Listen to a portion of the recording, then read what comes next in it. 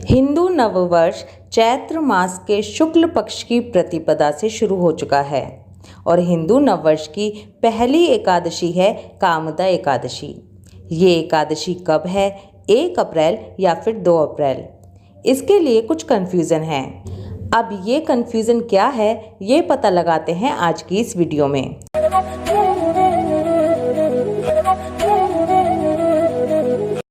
राधे कृष्णा आप सभी को। आप सभी हैं आपके अपने चैनल गोपाल सखी पर और आज की वीडियो में हम चर्चा कर रहे हैं कामदा एकादशी के बारे में। कामदा एकादशी हिंदू नववर्ष की सबसे पहली एकादशी है। सबसे पहले कामदा एकादशी के महत्व के बारे में जानते हैं। कामदा एकादशी को फलदा एकादशी भी कहा जाता है। मान्यता के अनुसार इस एकादशी को कामना पूरी करने वाली एकादशी कहा गया है। इस एकादशी के दिन पूरे नियमों के साथ व्रत करने से व्यक्ति के सभी पाप नष्ट हो जाते हैं और उसे मृत्यु के पश्चात मोक्ष की प्राप्ति होती है। उसे बुरी योनि से भी मुक्ति मिल जाती है। कामना पूरी करने के कारण इस एकादशी को कामदा एकादशी कहा गया है और पुण्य फल देने के कारण इस एकादशी को फलदा एकादशी भी कहा गया है। इस व्रत को करने से भूत प्रेत इस तरह की सभी बुरी योनियों से छुटकारा मिल जाता है। एक और बात आपको बताना चाहूँगी कि जो लेडीज़ ऐसी हैं जो अपने पति या बच्चे की किसी बुरी आदत को छुड़वाना चाहती हैं, वो कामदा एकादशी का व्रत करके ऐसा कर सकती हैं। अब वो करना कैसे है? कामदा एकादशी के दिन संकल्प लेकर व्रत करें। पूरा दिन व्रत करें और मन में विश्वास रखें और अगले दिन भगवान के आगे पारण करने के बाद हाथ में जल लेकर भगवान से इस प्रकार प्रार्थना करें कि हे प्रभु, मैं अपने इस व्रत का फल अपने पति या बच्चे को देना चाहती हूँ और आप कृपा करके उनकी इस बुरी आदत को छुड़वा दीजिए। आप ऐसा करके देखिए, आपको ज़रूर सफलता मिलेगी। इस व्रत के करने से भगवान विष्णु प्रसन्न होते हैं और अपने भक्तों के रुके हुए सभी कार्यों को पूरा भी करते हैं। पूरे विधि विधान के साथ इस व्रत का पालन करने से ब्रह्म हत्या जैसे पापों से भी मुक्ति मिल जाती है। एकादशी तिथि पर भगवान विष्णु के साथ साथ माता लक्ष्मी की भी पूजा की जाती है।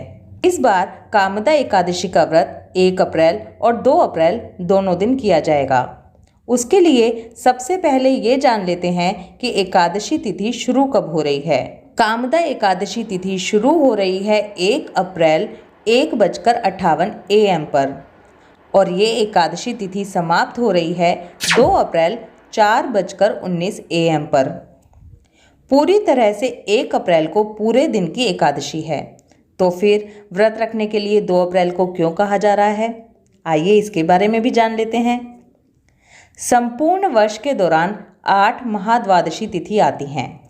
पद्म पुराण और मार्कंडेय पुराण में कहा गया है कि प्रत्येक मनुष्य को वर्ष में आने वाली 8 महाद्वादशियों का पालन अवश्य ही करना चाहिए, क्योंकि ये द्वादशी समस्त पाप कर्मों को तत्क्षण नष्ट कर देती हैं। चलिए आपको महाद्वादशी के बारे में थोड़ा और बताती हूँ। कई बार एकादशी तिथि द्वादशी तिथि से मिश्रित हो जाती है और कई बार द्वादशी तिथि भी त्रयोदशी से मिल जाती है। कभी कभी दशमी और एकादशी तिथि मिश्रित हो जाती हैं। खगोल गणना के अनुसार देखा जाए तो दशमी, एकादशी, द्वादशी इन सभी तिथियों का समय निर्धारित होता है। ऐसे भिन्न भिन्न मिश्रण से ही अलग अलग प्रकार की 8 महाद्वादशी बनती हैं। इन्हीं महाद्वादशियों में से एक है व्यंजुली महाद्वादशी। अब व्यंजुली महाद्वादशी कैसे होती है?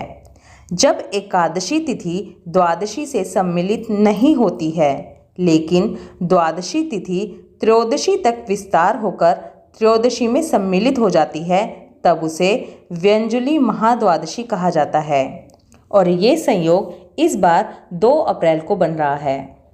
देखिए, हमारे शास्त्रों के अनुसार जब महाद्वादशी का संयोग होता है तो प्रत्येक वैष्णव को, प्रत्येक कृष्ण भक्त को महाद्वादशी का व्रत अवश्य ही करना चाहिए। शास्त्रों में यहाँ तक कहा गया है कि वैष्णव को एकादशी व्रत को छोड़कर महाद्वादशी का व्रत करना चाहिए। लेकिन हम सभी लोग ना पंचांग के इतने डेप्थ में नहीं जाना चाहते कि कहाँ पर क्या लिखा हुआ है और उसके हिसाब से हमें क्या करना चाहिए। हम लोग तो सीधे साधे शब्दों में बस यही जानते हैं कि एकादशी का व्रत व्रतराज है और वो हमें करना चाहिए, उसे किसी भी तरह हम छोड़ नहीं सकते। इसी तरह जब महाद्वादशी का योग आता है तो कन्फ्यूज़न बहुत ज़्यादा इसलिए हो जाता है कि हम एकादशी के व्रत को कैसे छोड़ दें, एकादशी वाले दिन हम अन्न कैसे खा लें।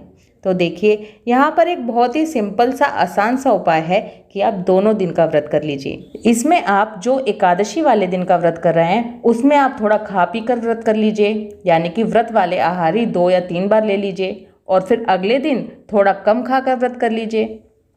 सबसे आसान तरीका तो यही है कि आप दोनों दिन का व्रत करें। और अगर आप दोनों दिन का व्रत नहीं कर सकते तो फिर आपको किस दिन का व्रत करना है ये पूरी तरह से आपके ऊपर ही डिपेंड करता है। लेकिन मैं बस इतना कहूँगी कि मन में कोई भी संशय मत रखिए। संशय रखकर कभी भी कोई काम नहीं करना चाहिए। फिर से वही कहूँगी कि आप जिसको भी मानते हैं, जिसकी भी मान्यता के अनुसार आप अपने आज तक व्रत तीज त्योहार करते हैं, उन्हीं को साक्षी मानकर अपना व्रत कीजिए। इसी के साथ आपको ये भी बता दूं कि महाद्वादशी का व्रत करने से 1000 एकादशियों के बराबर फल मिलता है। 1 तारीख को व्रत करना गलत नहीं है, 1 तारीख को पूरी तरह से एकादशी है और 2 तारीख को व्यंजुली महाद्वादशी है। अच्छा, यहाँ पर एक चीज़ और डिस्कस करते हैं। कुछ मैसेजेस और कमेंट्स ऐसे भी आते हैं जो हमसे पूछते हैं कि हम किस दिन व्रत कर रहे हैं। तो मैं आपको बता दूं कि मैं पर्सनली 1 और 2 अप्रैल दोनों दिन का व्रत करने वाली हूँ। चलिए अब आपको कामदा एकादशी का पारण समय बता देती हूँ। जो लोग 1 अप्रैल को कामदा एकादशी का व्रत कर रहे हैं वो अपने व्रत का पारण 2 अप्रैल को दोपहर 1:40 से लेकर दोपहर 4:10 के बीच में करेंगे। जो एकादशी तिथि का पारण होता है वो हरिवासर समाप्त होने के बाद ही किया जाता है। हरिवासर कहते हैं द्वादशी तिथि की पहली 1/4 अवधि को।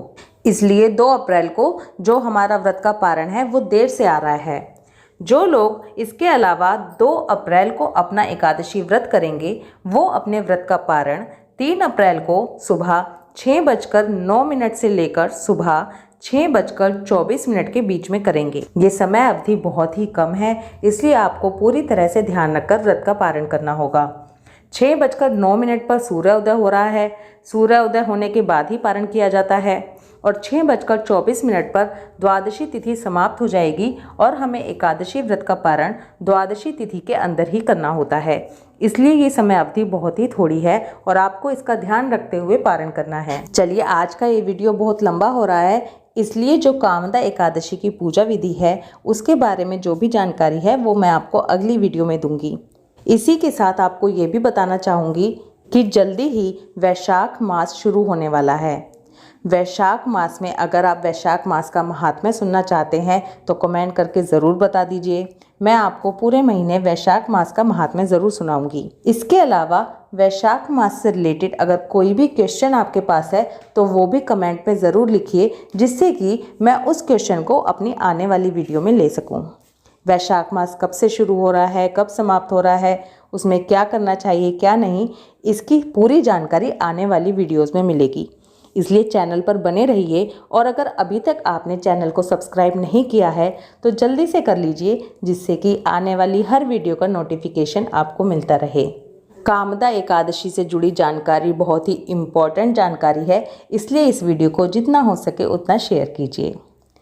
राधे कृष्णा।